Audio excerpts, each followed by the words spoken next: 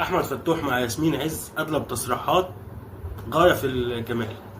قال لك ياسمين عز بتساله بتقول له كابتن، انت بقيت اتغيرت من بعد حادثه الساحل.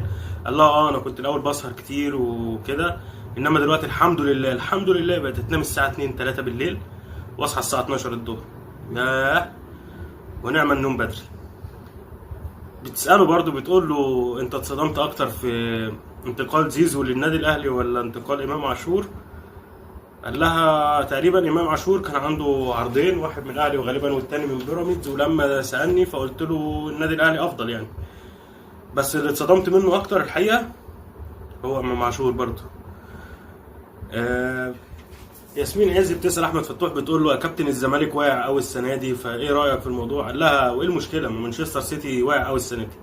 يا راجل انت بتقارن الفول بالطعميه بالكافيار.